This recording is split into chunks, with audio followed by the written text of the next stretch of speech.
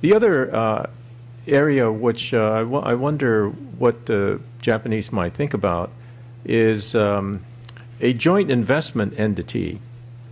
Japanese investors, let's say in clean technology, American investors in clean technology.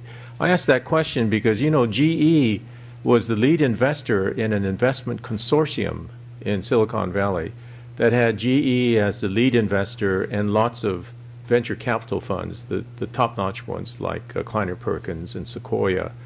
And I thought that's a great idea because for GE, with a small incremental investment, you know, $10 million for GE, that's not very big. It gets access to the best technology deal flows that it might not otherwise see or hear about. And of course, for the venture capital funds, it's great to have a big manufacturing giant to which some of their clean technology investments might be connected by manufacturing or marketing or licensing. So I do wonder whether there is a possibility of a U.S.-Japan, maybe U.S.-Japan, Korean, U.S.-Japan, Chinese investment fund that could have that kind of catalytic role. Any thoughts here?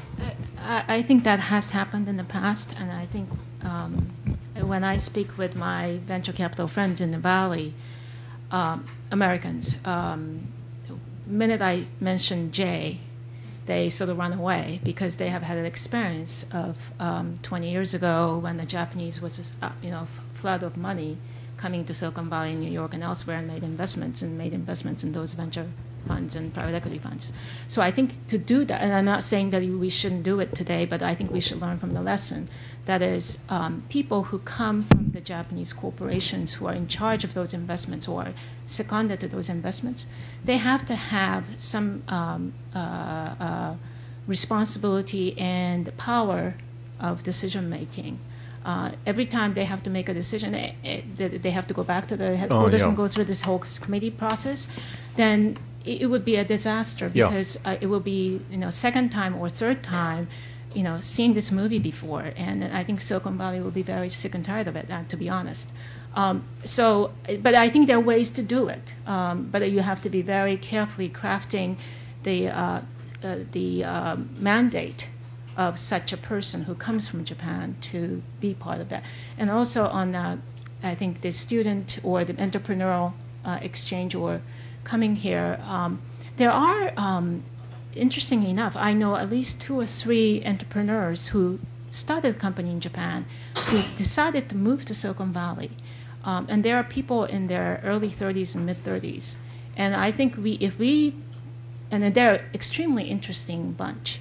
If we pick them up and sort of got their head together and see how can we replicate what they did to the greater sort of, you know, base of entrepreneurs or potential entrepreneurs in Japan, I think there could be some interesting things we can do.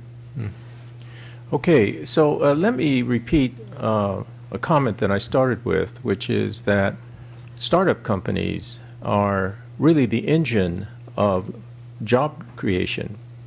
And in the U.S., we have a 9.7 unemployment rate.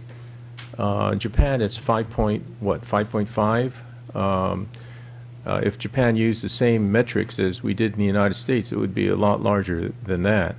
So I think it is critical that both countries examine how to foster startups. In other words, how to generate entrepreneurship.